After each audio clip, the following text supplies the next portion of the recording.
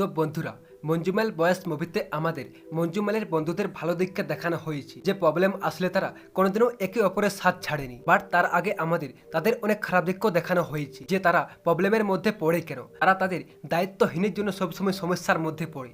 তারা আনন্দ ফুর্তিতে এতটাই মুগ্ধ হয়ে যায় যে ডিসিপ্লিন কি জিনিস তারা সেটা ভুলে যায়। যেমন কি এখানে পরিষ্কার লেখা আছে যে এখানে ফটো তোলা নিষেধ আছে, বাট তারপরও তারা এখানে ফটো তুলে। এখানে গাছ আর ফুলকে টাচ করা নিষেধ আছে, তারপরও এখানে তারা নিয়মকে ভঙ্গ করে গাছ আর ফুলকে টাচ করে।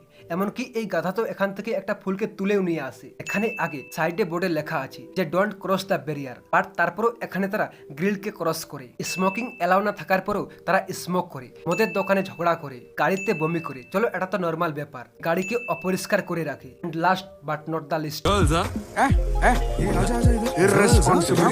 আর এভাবেই তারা সব জায়গায় একটার পর একটা ভুল কাজ করে এসেছে। সোজা ভাষায় তারা দায়িত্বহীন টুরিস্ট। যদিও এরকম টুরিস্ট কোনো মানুষকে হওয়া উচিত নয় যারা সব জায়গাতেই ডিসিপ্লিনকে ভঙ্গ করে। আর এর জন্যই হয়তো তারা আগে গিয়ে সমস্যার সম্মুখীন হয়। আর কি সমস্যা তা তো আমরা সবাই জানি। তাছাড়া সুভাষ, যার তো এই ট্যুরে আসার কোনো প্ল্যানই ছিল না, বাট সে এই ট্যুরে আসার পর থেকে সেই সবচেয়ে বেশি উটপাটাং কাজ করছিল যার কোনো কন্ট্রোলে ছিল না। এই জায়গাটা এত ডেঞ্জার জানার পরও সে এখানে যাওয়ার জন্য জেদ করে।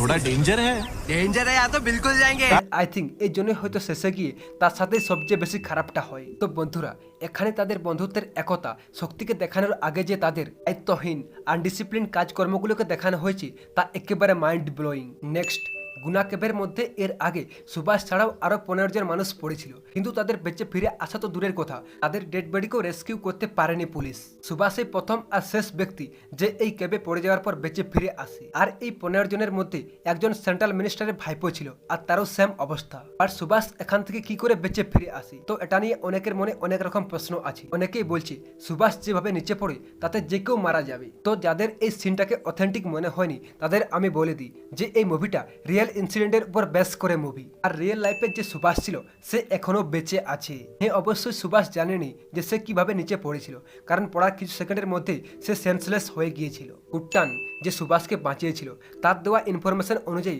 ডাইরেক্টর এই ক্যাবটাকে ডিজাইন করে। তাছাড়া সুভাষ যদি ডাইরেক্ট 180 ফুট নিচে পড়তো যেখানে সে পড়েছিল তাহলে সে অবশ্যই মারা যেত, কিন্তু মুভিতে তাকে ছোট ছোট ধাপে ধাপে মাঝে মাঝে স্লাইড করে পড়তে দেখানো হয়েছে। তাছাড়া মুভিতে আমরা দেখেছি এখানে বৃষ্টি পড়লে জল আর পাতা এই গুহার মধ্যে পড়ে, যে পাতাগুলো পড়ে পচে পাথরের উপরে একটা আস্তরণ তৈরি করে। আর এর জন্যই সুভাষ যখন নিচে পড়ে তখন কিছুটা হলেও তার সফট ফিল হয়, আর এর জন্যই হয়তো সে বেঁচে যায়। সুভাষ ছোট ছোট ধাপে নিচে পড়েছিল আর এর জন্য সে বেঁচে যায়। তাছাড়া সে যদি সোজা 180 ফুট নিচে পড়তো তাহলে সে অবশ্যই মারা যেত। আর রইল বাকি সুভাষ নিচে গিয়ে হঠাৎ করে আটকে যাওয়া। তো মুভির শুরুর দিকে আমাদের একটা সিন দেখানো হয়েছিল যেখানে সুভাষ তার ভাইয়ের বেল্টকে নিয়ে আসে, যে বেল্টটায় পরে তার জীবনকে বাঁচায়, যেটা পাথরের মধ্যে আটকে যায় আর যার জন্য সুভাষ নিচে পড়েনি। আর এমনটা আমি বলছি না, স্বয়ং মুভির ডাইরেক্টর বলছে। তো মোট কথা, সুভাষ যদি সেদিন তার ভাইয়ের বেল্টটাকে নিয়ে না যেত তাহলে হয়তো সে এই কেব থেকে বেঁচে ফিরে আসতো না। এন্ড আই থিঙ্ক ডাইরেক্টর হয়তো এই বেল্ট নেওয়ার সিনটাকে দেখানোর জন্যই এখানে সুভাষের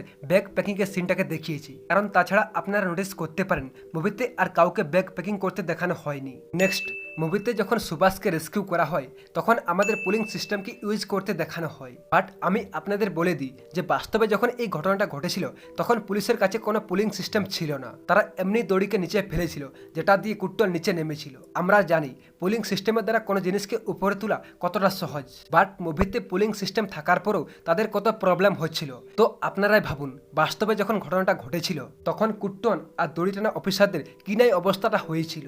নেক্সট, মুভির শেষে গুনা ক্যাব এলাকার আশেপাশে লোকেরা সুভাষকে ভগবান হিসেবে মানতে শুরু করে, কারণ এই গুহাতে যতজন লোক নিচে পড়ে তার মধ্যে কেউ আজ অব্দি বেঁচে ফিরে আসেনি। আর এর জন্যই শেষে যখন সুভাষ গুহা থেকে বেঁচে ফিরে আসে তখন সবাই তার পা ছুঁয়ে প্রণাম করে। কিছু সোর্সের মত অনুযায়ী এখনো নাকি সুভাষ যখন এই গুনা ক্যাবের এলাকাতে আসে তখন অনেক লোক তার পা ছুঁয়ে প্রণাম করে। আই মিন যারা তার ব্যাপারে জানে বা যারা তাকে এই গুহা থেকে বেঁচে ফিরে আসতে দেখেছিল তারা আর কি। তাছাড়া মুভিতে আমরা দেখেছি সুভাষ ভগবানকে বিশ্বাস করে না। তো এটা রেফারেন্স দেওয়ার জন্য যে কিভাবে একটা লোক যে কাল অবধি ভগবানকে বিশ্বাস করতো না সে আজ নিজেই ভগবান হিসেবে ট্রিট হচ্ছে, এই রিলেটেড কিছু সিন দেখানো হয়। যেমন কি এখানে সুভাষ প্রহ্লাদকে জিজ্ঞাসা করে ভগবান কি, তখন সে বলে तो क्या होता है भगवान? भगवान बोले तो ऊपर से जो रोशनी हमारी तरफ आती है। উপর থেকে আসা আলো। তো মুভিতে এরকম দুবারই হয়। প্রথমবার কুট্টনের রূপে, আর দ্বিতীয়বার হসপিটালে যখন তার ট্রিটমেন্ট হচ্ছিল তখন স্ক্যানিং মেশিনের রূপ। দ্যাটস মিন ডাইরেক্টর আমাদের বোঝাতে চেয়েছে যে ভগবান থাকে,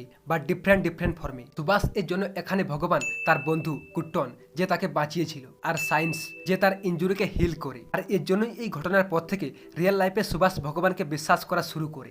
উপর তো এই মুভিটা আমাদের বন্ধুত্বের শক্তি, একতাকে দেখিয়েছে, কিন্তু ভিতরে আমাদের একজন ভগবানকে বিশ্বাস না করা ছেলে নাস্তিক থেকে আস্তিক হয়ে ওঠার গল্পকে দেখানো হয়েছে। নেক্সট মুভিতে সুভাষকে তার রিবার্থ হিসেবে দেখানো হয়েছে। রিবার্থ মানে পুনর্জন্ম। কারণ মুভিতে সুভাষ যখন কেপ থেকে বার হয় তখন তার পুরো শরীরে রক্ত লেগেছিল, যেমনটা সদ্য জন্ম নেওয়া বাচ্চার থাকে। এখানে সুভাষের শরীরে হালকা কাপড় দেখানো হয়েছে, বাট বাস্তবে সুভাষের শরীরে একটুকু কাপড় ছিল না। সে পুরোপুরি উলঙ্গ ছিল, যেমনটা বাচ্চা জন্ম হওয়ার সময় থাকে।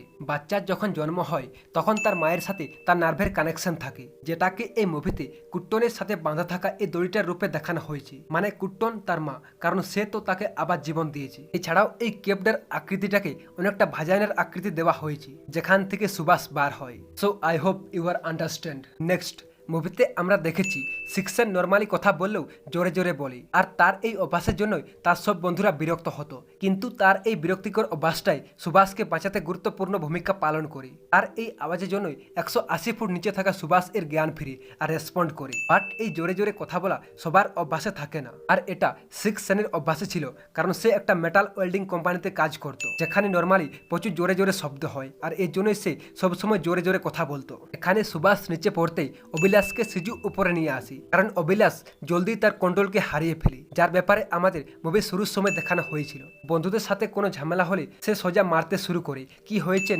না জেনেই। এখানে শেষে গাড়ি থেকে নামতেই সে সোজা চলে যায়, সুভাষকে না দেখে আর কাউকে কোনো কিছু না বলে। কারণ অবিলাস নিজেকে এই ঘটনা দায়ী ভাবছিল, কারণ এই কেবে যাওয়ার জন্য রাস্তা সে দেখিয়েছিল। মুভির শুরুর সময় তার জন্যই ঝগড়া হয়েছিল, আর এর জন্যই সে নিজেকে এই সবের জন্য দায়ী মনে করে আর দুঃখ পেয়ে সেখান থেকে চলে যায়। নেক্সট এখানে তারা সব বন্ধুরা মিলে যখন ফটো তুলছিল, তো এখানে আপনারা নোটিস করতে পারেন এখানে সুভাষ সবার নিচে ছিল আর তার বাকি বন্ধুরা উপরে, যেটা পরে হতে যাওয়া ঘটনাটাকে সিগনিফাই করেছিল, যেখানে সুভাষ একা নিচে ছিল আর তার সব বন্ধুরা উপরে।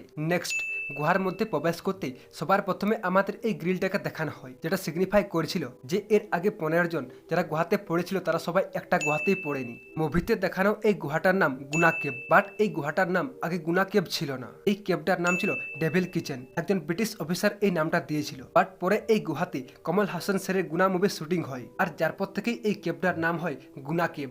নেক্সট এখানে সুধীর কুট্টনকে বলে তুমি না নামলে আমি নামতাম, বাট যখন আসল ঘটনা ঘটেছিল তখন সুভাষ এর সব বন্ধুরা নিচে নামার জন্য প্রস্তুত ছিল। বাট মুভিতে এমনটা দেখানো হয়নি, কারণ এমনটা দেখালে এই সিনটার ইম্প্যাক্ট অনেকটা কমে যেত, আর এর জন্য সুধীরকে পুরো টিমের রিপ্লেস বানিয়ে এই সিনটাকে দেখানো হয়েছে। আশা করি আমি আপনাদের বুঝাতে পেরেছি আর আপনারাও বুঝতে পেরেছেন। তো বন্ধুরা, এই ছিল মঞ্জুমাল বয়েজ মুভির কিছু হিডেন ডিটেলস এবং ফ্যাক্ট। আশা করি ভিডিওটা আপনাদের ভালো লেগেছে। বাকি ভিডিওটার ব্যাপারে আপনাদের কি মত তা অবশ্যই কমেন্ট বক্সে কমেন্ট করে জানিও। Thank you for watching.